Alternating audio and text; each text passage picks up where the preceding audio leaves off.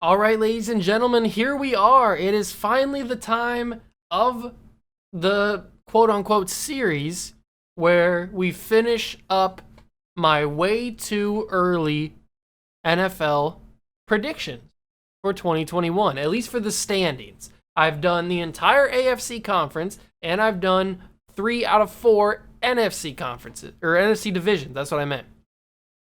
The only division we have left in the NFC is the NFC South, which contains the defending, reigning, undisputed world champions of football, the Tampa Bay Buccaneers. That is right. That's the division that we're talking about, the NFC South, which includes the Buccaneers, the Saints, the Carolina Panthers, and the Atlanta Falcons. That is the division we are going to be discussing here, the final division in the NFC. The Saints won the division, surprisingly, even though Drew Brees could barely throw the football 20 yards at the end of the season because of his bunch of his injuries that he had, rib injuries, back injuries, arm injuries, thumb injuries, everything he was had. So, but now Drew Brees is gone. That leaves Taysom Hill or Jameis Winston. Now, if you read into what Sean Payton has said, he's probably going to go with Jameis Winston as the new starter. But Taysom Hill could also be QB number 1. In my opinion, you go with Jameis Winston because he's more experienced. He's had years as a starter in the league. Yeah, he wasn't a good starter in the league, but he was on a bad Tampa Bay team. He didn't really have a lot of weapons. He had Mike Evans, but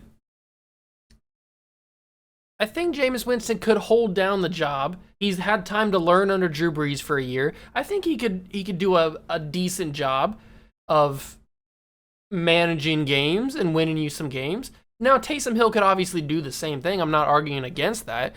I'm just saying that I feel like Jameis Winston would be the better fit, at least for week 1 and the start of the season. Maybe if Jameis starts to fall off like he usually does, then maybe you go with Taysom Hill halfway through the season, you switch him out, you see how that goes, and then you go from there, and maybe you draft a quarterback next season. I don't know.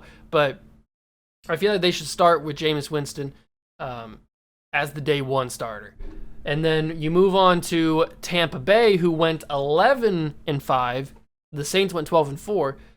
Tampa Bay went 11-5, got in the wild card, played against the football team, and then went to who'd they go after that? They go to, I don't even remember who they played in the division round, but I know in the conference they played Packers. But it is time to talk about Tampa Bay. Obviously, they brought back their entire team from their championship season. They even brought back Antonio Brown, barring a physical, or I think that's what it was. He had to pass a physical to sign his contract. So, at least by the time of recording this, I haven't heard news of if he passed it or not. I'm assuming that he will, so we're just going to say that Antonio Brown's back with the Buccaneers, but they got Gronkowski back. They've got their good running backs are back. Leonard Fournette, Ronald Jones are both there. Mike Evans is there. Godwin's back. They've got Vita Vea there on defense. Levante David is still there. Devin White. This team's good. And obviously you got the GOAT Tom Brady at quarterback. So I think that this team is probably going to make the playoffs again. They're probably going to make the conference championship again. And who knows? You can never really count out Tom Brady when it comes down to a 1-game playoff. You can't count out Tom Brady. That's what I was saying in the Super Bowl. Everybody was saying, oh, the Chiefs are going to win. The Chiefs are going to win.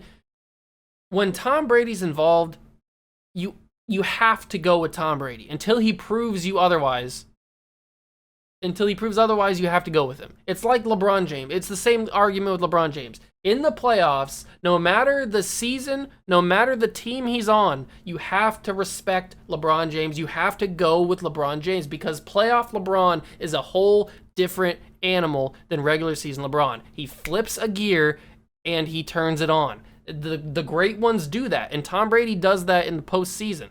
He flips that switch, he turns it on, and he becomes the GOAT in the postseason, so you can't argue against him. So Tom Brady's probably going to win this division because this division's not the greatest.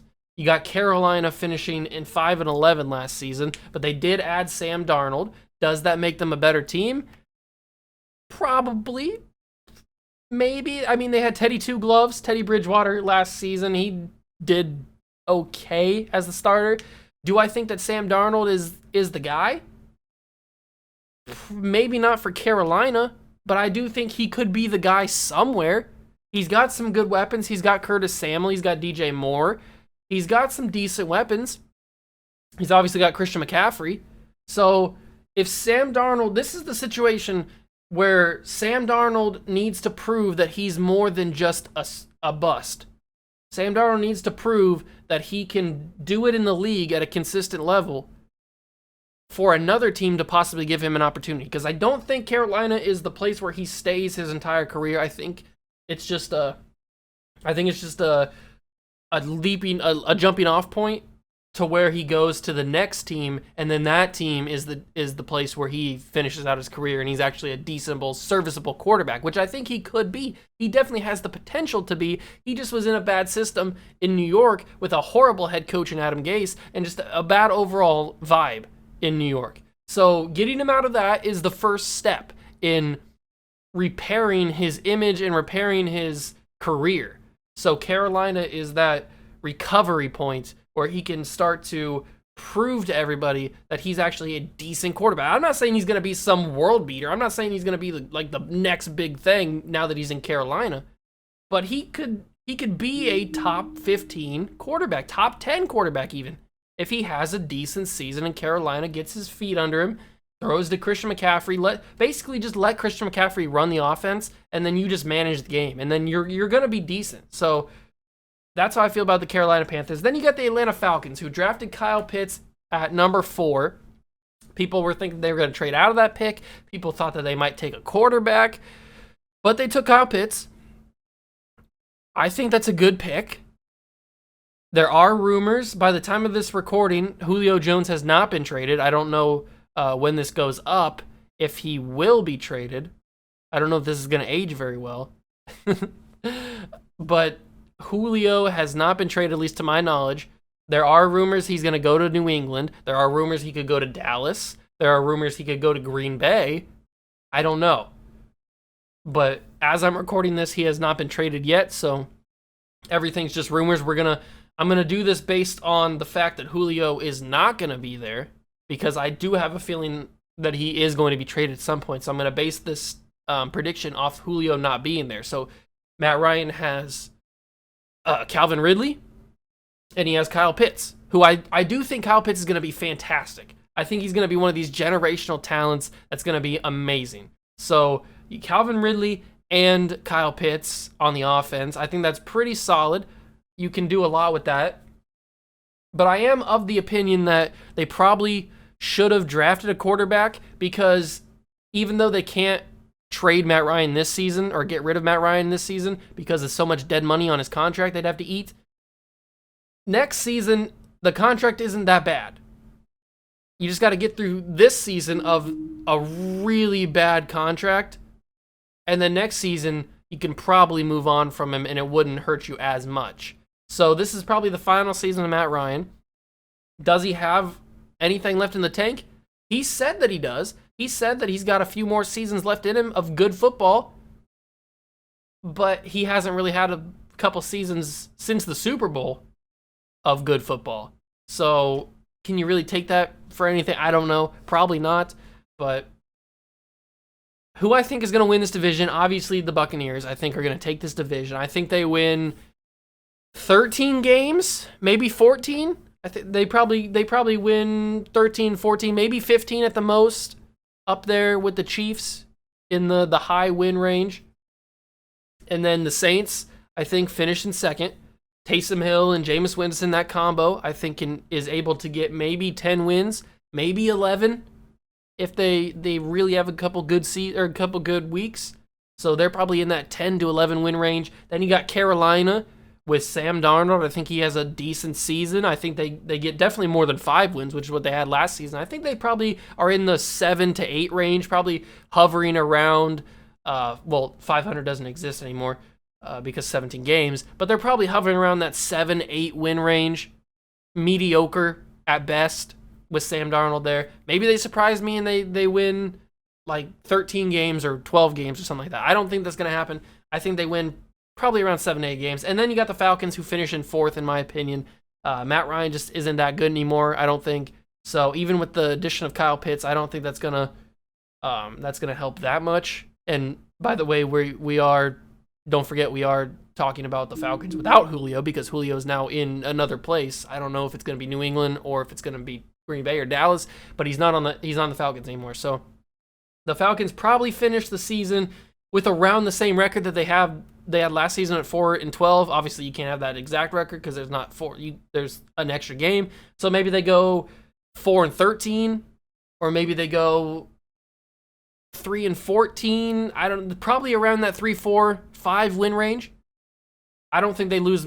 I don't think they can win more than 2 games. So I think they get 3-4-5 in that range. Matt Ryan probably sneaks out a couple of wins. I don't know what their schedule looks like. They could probably get up to maybe 5 wins, but I think they finish in last. They're probably one of the worst teams in the NFL next season, along with like the Texans and the Rams. Probably are going to be. No, the Rams are probably going to be pretty good. But yeah, that's my opinion on the NFC South. That's what I think every team is going to be in the NFC South. Obviously, with Tampa Bay and Tom Brady, you can never count them out, so they're probably going to win the division and probably go back to the Super Bowl again, because it's Tom freaking Brady. So unless he doesn't win the Super Bowl, you got to respect it. So that's what I think about that. Let me know down below in the comment section what you guys think. If you agree, if you disagree, let me know. Smash that like button, notification bell, and the subscription button as well. Join the Juice Club. We're on the road to 400 subscribers. So help me get there by smashing that subscribe button.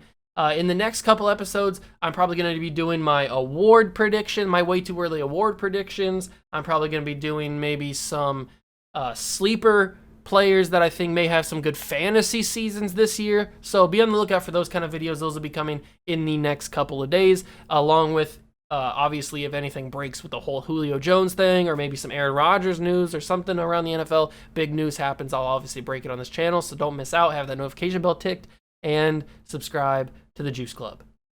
I'll see you guys in the next one. Peace.